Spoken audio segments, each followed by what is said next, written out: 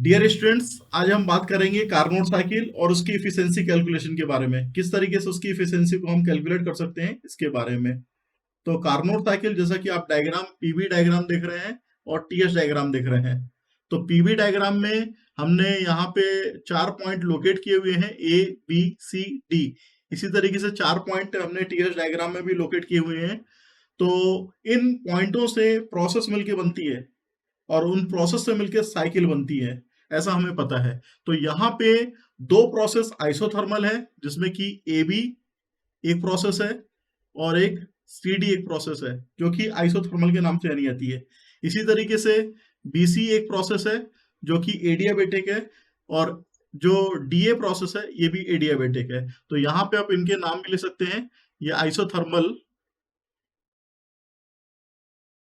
Compression के रूप में है, ये आइसोथर्मल कंडेंसेशन के रूप में है। तो यहाँ पे अभी हम थर्मोडायनेमिक प्रोसेस के बारे में लिखेंगे। ये एडियाबेटिक है,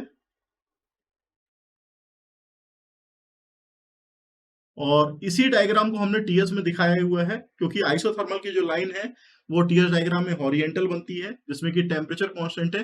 तो यहाँ पे हाईएस्ट टेम्परेचर जो है इसको हम T1 लिखेंगे, और जो लोएस्ट टेम्परेचर है इसको हम T2 लिखेंगे। तो ये हाईएस्ट टेम्परेचर पे हीट सप्लाई होती है और लोएस्ट टेम्परेचर पे हीट रिजेक्शन होता है। तो थर्मोडायनेमिक जो प्रोसेस है उसके लिए सबसे पहले हम यहाँ पे आपको बता दें, तो ये थर्मोडायनेमिक प्रोसेस 4 होती हैं, जिसे कि हम वन बाई वन करके हम यहाँ पे पढ़ेंगे। सबसे पहली जो प्रोसेस है ये ए बी प्रोसेस है। A B process constant temperature की है, और कांस्टेंट टेम्परेचर यहाँ पे हीट सप्लाई हो रही है सोर्स बॉडी से। यानी कि हम जब बॉयलर में पानी को गर्म कर रहे हैं तो वहां पे जो प्रोसेस का इस्तेमाल हो रहा है उसका नाम है कांस्टेंट टेम्परेचर। उस प्रोसेस में हीट को हम कांस्टेंट टेम्परेचर में सप्लाई कर रहे हैं, और पानी जो है गर्म होके स्टीम बन रहा है। तो ये बॉयलर यूनिट में काम हो रहा है। तो कांस्टेंट टेम्परेचर, इसको लिख सकते हैं हीट एडिशन, जिसमें कि हीट सप्लाई होगी। दूसरी प्रोसेस है बी से सी, जो कि आइसेंट्रोपिक एक्सपांसन है, जिसे कि रिवर्सिबल एडियाबेटिक प्रोसेस भी बोलते हैं। तो आइसेंट्रोपिक एक्सपांसन जो है टरबाइन यूनिट में होगा। 4 यूनिट से मिलकर थर्मल पावर प्लांट बनता है, जिसमें कि बॉयलर, जैसा कि पहली प्रोसेस में हमने आपको बताया कि पानी गर्म कर रहे हैं और स्टीम तैयार हो रही है। दूसरी प्रोसेस बी से सी है, जिसमें कि आइसेंट्रोपिक एक्सपांसन हो रहा है, जो टरबाइन यूनिट में कर रहे हैं। तो आइसेंट्रोपिक एक्सपांसन स्टीम का होता है, और उस स्टीम को एक्सपांड जब करते हैं तो एंट्रोपी जो है कांस्टेंट रहती है। तीसरी प्रोसेस जो रहेगी वो सीडी रहेगी। सीडी प्रोसेस का मतलब है यहाँ पे फिर से कांस्टेंट टेम्परेचर है, जैसा कि डायग्राम में टीएस में आप देख रहे हैं कि टेम्परेचर यहाँ पे वेरी नहीं कर रहा है। यहाँ पे T इज इक्वल टू सी लिख सकते हैं, टेम्परेचर कांस्टेंट है। इसी तरीके से ए बी प्रोसेस में भी T इज इक्वल टू सी लिख सकते हैं। तो ये कांस्टेंट टेम्परेचर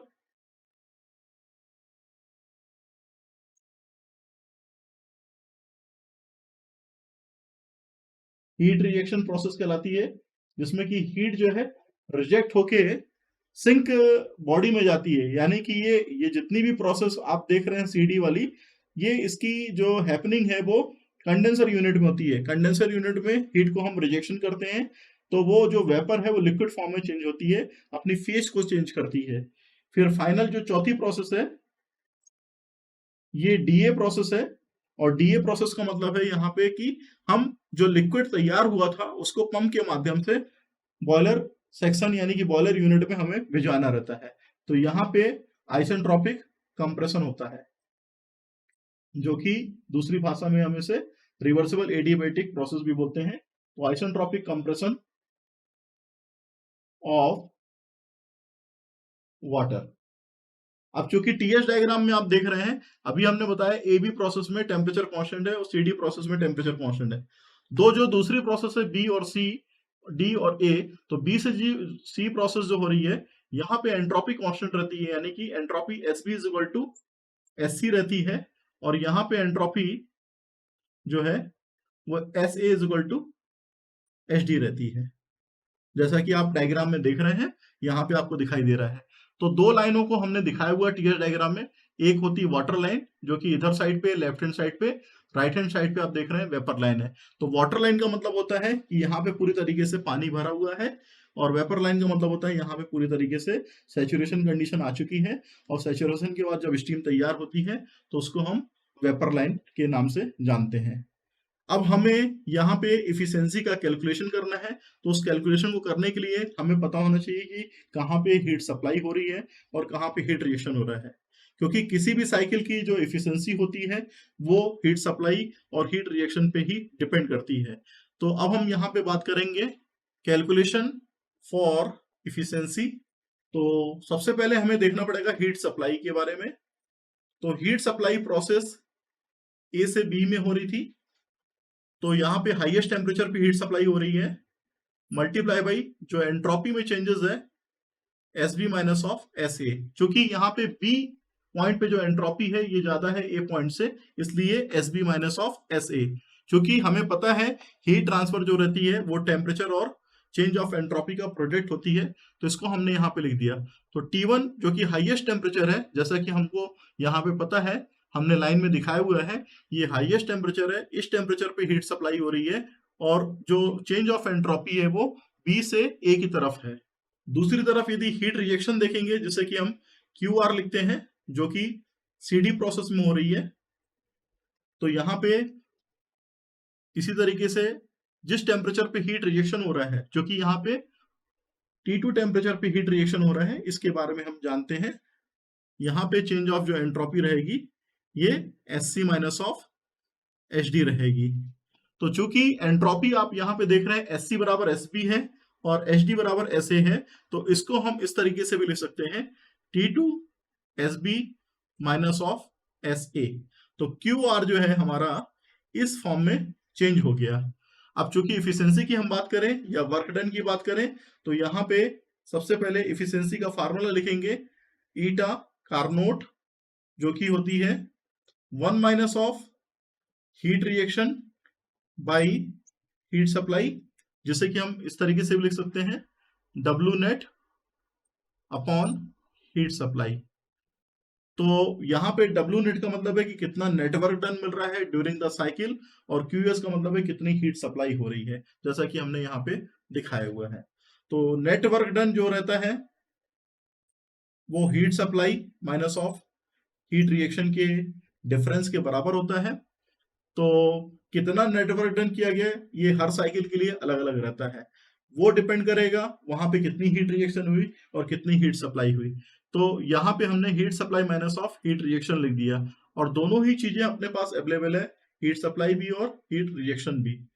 तो इसको कार्नोट साइकिल के फार्मूले में यहाँ पे हम रख देंगे 1 माइनस ऑफ हीट रिएक्शन अपने पास है T2 S C S B minus of S A, और नीचे लिख देंगे T1 जो कि हीट सप्लाई है, जो कि यहाँ पे दिखी हुई है, S B minus of S A. तो ये S B minus of S A ऊपर और नीचे से कैंसिल आउट हो जाएगा, तो कार्नोट साइकिल की जो एफिशिएंसी रहेगी 1 minus of T2 upon T1 हो जाएगी, और इसी को हम दूसरे उसमें लिख सकते हैं वर्ड में T1 minus of T2 upon T1। ये कार्नोट साइकिल का एफिशिएंसी कैलकुलेशन है, और इससे हम ये देखते हैं कि यदि हम लोएस्ट टेम्परेचर जिसमें कि हीट रिजेक्शन हो रहा है उसको जितना कम करेंगे उतनी साइकिल एफिशिएंसी बढ़ेगी, और T1 जो कि हाईएस्ट टेम्परेचर है उसको जितना बढ़ाएंगे उतनी एफिशिएंसी बढ़ेगी। ये इस साइकिल का सिग्निफिकेंस रहता है। इसलिए कई बार अपर टेम्परेचर लिमिट को हम नहीं बढ़ा पाते, क्योंकि वहां पे मेटल पॉइंट ऑफ व्यू एक जो रहता है लिमिटेशन के रूप में दिखाई देता है, जिसके कारण से कि हम T1 की वैल्यू को लिमिटेड कर देते हैं। लेकिन जो कंडेंसर प्रेशर है, जिस प्रेशर पे कि स्टीम अपनी हीट को रिजेक्ट करती है हीट को, वहां पे हम उस टेम्परेचर को कम करने के लिए दूसरे तरीके से मेहनत करते हैं, ताकि हम इफिशियंसी को बढ़ा सकें। तो जितनी इफिशियंसी बढ़ेगी उतना फायदा हमें वर्क डन में मिलेगा।